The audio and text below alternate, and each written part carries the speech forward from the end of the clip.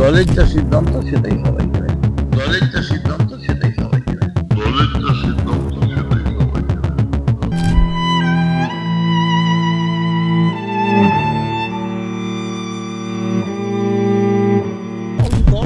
দল মনে করেছে আমি মন্ত্রিত্ব চালাতে পারবো না, তাই দল করে নিয়েছে। দল যেটা সিদ্ধান্ত নেবে সেটাই ফাইনাল।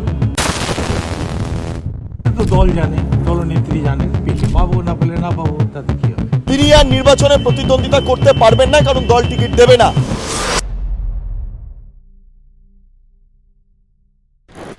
নমস্কার, আপনারা দেখছেন বেঙ্গল লিবার্টি, আমি বিট্টু রায়চৌধুরী। বিধানসভা অধিবেশন শেষ হলো আজকে। বিধানসভা ইতিমধ্যে আমরা যেটা দেখতে পাচ্ছি, সমস্ত বিধায়করা তারা বেরিয়ে যাচ্ছেন। আর মোটামুটি 15 থেকে 20 দিনের মধ্যে এ রাজ্যে নির্বাচন ঘোষণা হয়ে যাবে, ইলেকশন কমিশন থেকে ঘোষণা করা হবে। এই অবস্থায় কারা কারা টিকিট পাচ্ছেন না সেটা নিয়ে বিভিন্ন পোর্টাল, ওয়েবসাইট বা মিডিয়া তারা কভার করছেন। তবে এই মুহূর্তে যারা যারা পাচ্ছেন না টিকিট বা যারা ধোঁয়াশায় রয়েছেন, তারা সরাসরি বেঙ্গল লিবার্টিকে তাদের প্রতিক্রিয়া জানিয়েছেন। আমরা যেটা জানতে পারছি, এখনো পর্যন্ত তৃণমূল সূত্রে মদন মিত্র তিনি টিকিট পাচ্ছেন না। মদন মিত্র এই মর্মে তিনি বক্তব্য রেখেছেন বেঙ্গল লিবার্টির কাছে, এবং তিনি বলছেন দল যেটা সিদ্ধান্ত নেবে সেই মোতাবেক আমরা এগোবো। অর্থাৎ মদন মিত্র এই মুহূর্তে টিকিট পাচ্ছেন না।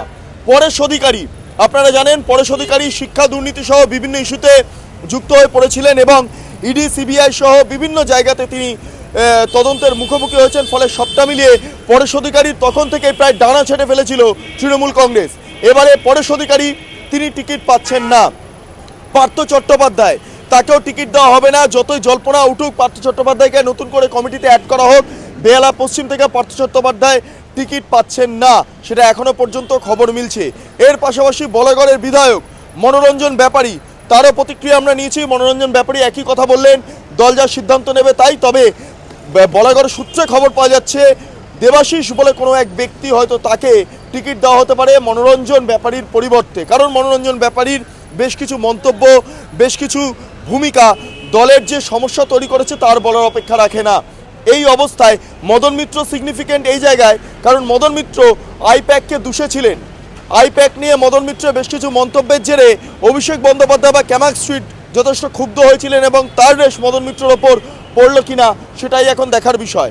এবং এর সঙ্গে আরেকটা বিষয় যেটা আমরা জানতে পারছি, চিরঞ্জিত যিনি অভিনেতা, তাকেও সম্ভবত এবারে টিকিট দেওয়া হবে না। এবং চিরঞ্জিত নিজেও বলছেন যে মমতা বন্দ্যোপাধ্যায়ের সঙ্গে আবেদন করলেও আমি আর দাঁড়াবো না বিধানসভা নির্বাচনে। অর্থাৎ একে একে বিধায়ক তারা ধীরে ধীরে সরে যাচ্ছেন। তৃণমূল কংগ্রেস থেকে পাওয়া খবর অনুসারে যারা যারা মাঝে মধ্যেই কেন্দ্রীয় তদন্তকারী এজেন্সির মুখোমুখি হয়েছেন, সেক্ষেত্রে দাঁড়িয়ে তাদেরকে টিকিট নাও দেওয়া হতে পারে। যার মধ্যে কয়েকজনের নাম তো বললাম, পরেশ অধিকারী, পার্থ চট্টোপাধ্যায় ইত্যাদি ইত্যাদি, এবং এর পাশাপাশি মদন মিত্রের নামটাও আজকে সংযুক্ত হলো। এবার সুমন কাঞ্জিলাল, যিনি বিজেপির বিধায়ক ছিলেন, পরে দল পরিবর্তন করেছেন, তিনি তৃণমূলে যোগদান করেছেন। এই মুহূর্তে দাঁড়িয়ে পাবলিক অ্যাকাউন্টস কমিটির চেয়ারম্যান হিসেবে তিনি তার দায়িত্ব পালন করছেন। যেটা জানা যাচ্ছে, সুমন কাঞ্জিলাল তিনি সম্ভবত টিকিট নাও পেতে পারেন, কারণ সুমন কাঞ্জিলালের পরিবর্তে অন্য আরেকজন টিকিট পেতে পারেন, এমনটা আমরা খবর পাচ্ছি। অন্যদিকে দাঁড়িয়ে অখিল গিরিকেও সম্ভবত এই মুহূর্তে টিকিট দেওয়া হচ্ছে না। অখিল গিরিকে বাতিলের খাতায় রাখছে তৃণমূল কংগ্রেস। আমি দেখতে পাচ্ছি মনোরঞ্জন ব্যাপারী এই মুহূর্তে যাচ্ছেন। মনোদা, আমি শেষ একটু বেঙ্গল লিবার্টির পর্দায় আপনাকে স্বাগত। আমি আরেকবার আপনার কাছে যাব। আপনাকে টিকিট দেওয়া হচ্ছে না, কোনো একজনের নাম উঠে আসছে, শোনা যাচ্ছে দেবাশিস সামথিং কারোর নাম। জানি না। আপনার কি দুঃখ হয় কখনো, মানে যে দলের জন্য এত করলেন? না, হ্যাঁ, কোনো দুঃখ নেই। দুঃখ নেই। লেখার জগতে ফিরবেন? হ্যাঁ, লেখার জগৎ তো হ্যাঁ। রাজনীতিতে না থাকলে সরাসরি লেখার জগতে ফিরবেন মনোরঞ্জন ব্যাপারী জানিয়ে চলে যাচ্ছেন। তার শারীরিক অবস্থা ভালো নেই, তার প্রচণ্ডভাবে জ্বর। এই অবস্থায় আজকে গোটা দিন তিনি বিধানসভার অভ্যন্তরে বসেছিলেন। রিসেসের সময় সামান্যতম যেটা ব্রেক বা বিরতি থাকে, তিনি সামান্য বেরিয়ে এসেছিলেন। তারপর গোটা দিনটা তিনি বিধানসভার অভ্যন্তরে ছিলেন, কারণ এই বিধানসভা থেকে এই শেষবারের জন্য মনোরঞ্জন ব্যাপারী বেরিয়ে যাচ্ছেন। কারণ এরপরে তিনি আর নির্বাচনে প্রতিদ্বন্দ্বিতা করতে পারবেন না, কারণ দল টিকিট দেবে না। এইভাবেই বিধায়কদের চলে যেতে হচ্ছে। আমি আমার ভিডিও জার্নালিস্টকে বলবো ছবিটা দেখাতে বলবো যে মনোরঞ্জন ব্যাপারী তিনি এই মুহূর্তে বিধানসভা থেকে তার যেই শেষ বিধায়ক হিসেবে তার যেই যাত্রা, সেই যাত্রা শেষ করছেন। এরপর তিনি লেখালেখির যেই দুনিয়ায় ছিলেন এতদিন ধরে, সেই লেখালেখির দুনিয়াতে আবার তিনি ব্যাক করছেন। সামগ্রিকভাবে বুঝতে পারছি যে অনেকের মন খারাপ। এর মাঝে আরেকটা বড় ঘোষণা আমি জানিয়ে দিই, গৌতম দাস বলে বারাইপুরের এক ব্যক্তি, তার নাম উঠে আসছে টিকিটের জায়গাতে। এই অবস্থায় স্পিকার বিমান বন্দ্যোপাধ্যায় স্বয়ং নিজে টিকিট পাবেন কিনা সন্দেহ হচ্ছে। এইটা সবচেয়ে বড় গুরুত্বপূর্ণ খবর। স্পিকার হিসাবে যিনি দায়িত্ব পালন করেছেন গত 15 বছর ধরে বিমান বন্দ্যোপাধ্যায়, তাকেও টিকিট নাও দেওয়া হতে পারে। তার জায়গায় গৌতম দাস নামক এক তৃণমূল কংগ্রেসের উচ্চস্থানীয় নেতৃত্বকে হয়তো টিকিট দেওয়া হতে পারে। এই জায়গায় পরিস্থিতি যাচ্ছে, কেননা নবীন প্রবীণ দ্বন্দ্ব, এই দ্বন্দ্বটা খুব ইম্পর্টেন্ট।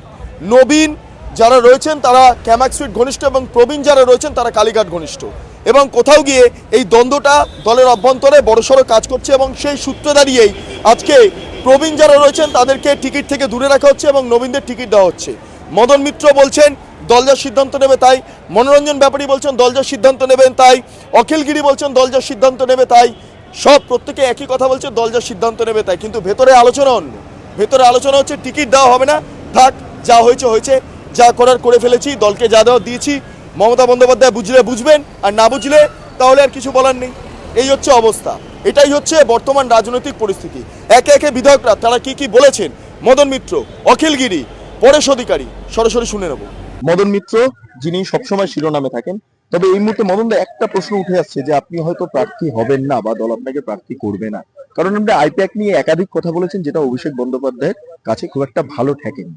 আপনার কি মত? আমি জানি না, আমার নিয়ে এত আলোচনা হচ্ছে আমি জানি না, আমার সঙ্গে কেউ কিছু বলেনি। দল যা সিদ্ধান্ত নেবে আগে সেটা তো দলের সিদ্ধান্ত, সিদ্ধান্ত তো আমার নয়। আমি তো এখানে দাঁড়িয়েছি দল আমায় প্রার্থী করেছিল বলে, সবটাই দলের ব্যাপার। মানে দল যদি প্রার্থী না করে তাহলে আপনার কোনো আপত্তি নেই? আপত্তি করা তো ব্যাপার না, দলটা তো আমার প্রপার্টি নয়। কিন্তু এই দলে তো আপনি প্রথম ছিলেন, অভিষেক বন্দ্যোপাধ্যায়। দলটা তো আমার প্রপার্টি নয়, দলে আমার ডিভিডেন্ড থাকবে কিনা, দল যেটা সিদ্ধান্ত নেবে, দলের নেতৃত্ব, এটাই তো গণতন্ত্রের নিয়ম। যেটা দলের নীতি, দলের যা সিদ্ধান্ত সেটাই সবাইকে মেনে নিতে হবে। আচ্ছা, দল যিনি চালাচ্ছেন এই মুহূর্তে শোনা যাচ্ছে নাকি অভিষেক বন্দ্যোপাধ্যায়ের হাতে পুরো দল চলে গিয়েছে, এটা কি আপনি মানেন? ভালো তো, একটা নতুন প্রজন্মের হাতে একটা টকবক করে ছুটছে পার্টি, 213 থেকে 250 দিকে দৌড়চ্ছে, এবং এ ব্যাপারে কোনো সন্দেহ নেই যে অভিষেকের হাতে তৃণমূল কংগ্রেস আরো অনেক বেশি শক্তিশালী হয়েছে, আরো অনেক বেশি মানে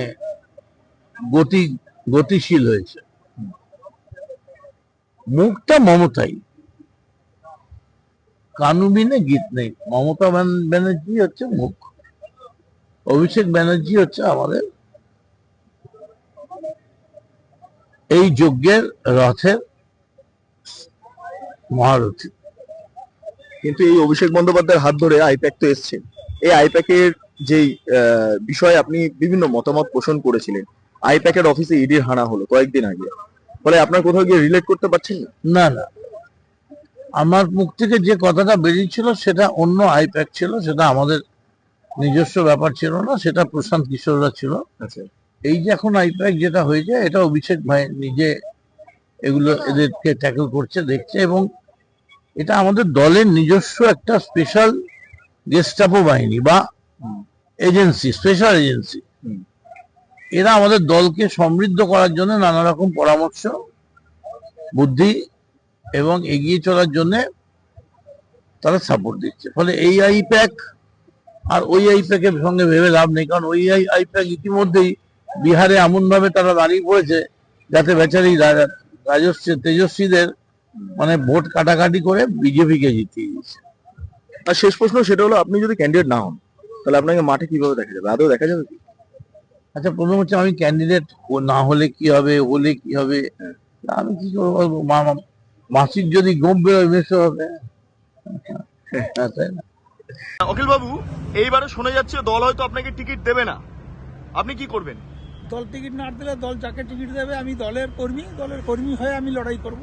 আপনি লড়াই করবেন, টিকিট না পেয়েও লড়াই করবেন? হ্যাঁ, নিশ্চিতভাবে আমি দলের কর্মী, তো অনুগত সৈনিক, আমি দলের হয়ে লড়াই করবো। কিন্তু খারাপ লাগছে না, প্রথমত মন্ত্রিত্ব আপনার কাছ থেকে এরকম ভাবে নিয়ে নেওয়া হলো, এবার টিকিটও নিয়ে নেওয়া হচ্ছে। সেটা দল মনে করেছে আমি মন্ত্রিত্ব চালাতে পারবো না, তাই দল করে নিয়েছে। আবার যদি মনে করে যে না, আমার নির্বাচনে আর প্রতিদ্বন্দ্বিতা করার সময় নয়, তাহলে প্রতিদ্বন্দ্বিতা করবো না, অন্য যাকে দেবে তাকেই নিয়ে লড়াই করব। দলের একাংশ বলছে নাকি আপনি হয়তো টিকিট পাবেন না, কারণ আপনার বিরুদ্ধে সেই অভিযোগটা রয়েছে, সেই কারণের জন্য। তো এটা নিয়ে আপনার কি বক্তব্য? দল যেটা সিদ্ধান্ত নেবে সেটাই ফাইনাল, হ্যাঁ, সেটা নিজের ব্যক্তিগত বলে কিছু থাকে না।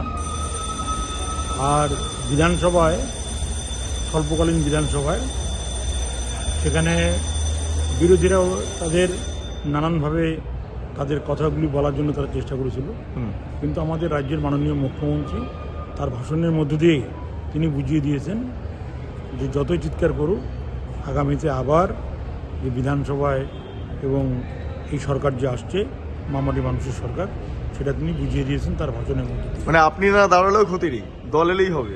দল মন খারাপ হচ্ছে না কোথাও গিয়ে? না না না, হ্যাঁ, মন এটা খারাপের কি কি আছে? দল থেকে কি কেউ বলেছে আপনাকে যে আপনি টিকিট পাচ্ছেন না? না, এরকম কেউ বলেনি তো। কিন্তু হিন্টস পাচ্ছেন একটা? না না, তাও পাইনি।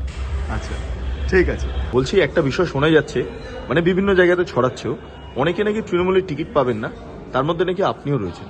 আপনার কি মতামত? সেটা তো দল জানে, দলনেত্রী জানেন, পেলে পাবো, না পেলে না পাবো, তাতে কি হবে? কেন এরকম অবস্থা কেন? আপনি তো যা কাজ করেছেন আপনার পাওয়ার কথা। সেটা দলনেত্রী যা ভাববেন সেটাই। দলনেত্রী, দলনেতা নেই কেউ? দলনেতা দলনেত্রী দুজনে মিলে যা সিদ্ধান্ত নেবে সেটা হবে। আমরা শুনলাম প্রত্যেকের বক্তব্য। যাই হোক, টিকিট পাওয়া বা না পাওয়া নিয়ে আমি যেটা বলছিলাম, বিভিন্ন জল্পনা দানা বাঁধছিল, তবে সরাসরি বিধায়কদের মুখ থেকে সামগ্রিকভাবে এই বক্তব্য শুনে একটা বিষয় স্পষ্ট হচ্ছে, আসন্ন বিধানসভা নির্বাচনে যেমন বিজেপি বনাম তৃণমূল, যেমন হিন্দু বনাম মুসলিম, ঠিক একই সঙ্গে আদি তৃণমূল বনাম নব্য তৃণমূলের যে দ্বন্দ্ব, সেই দ্বন্দ্ব আরও প্রকট হচ্ছে।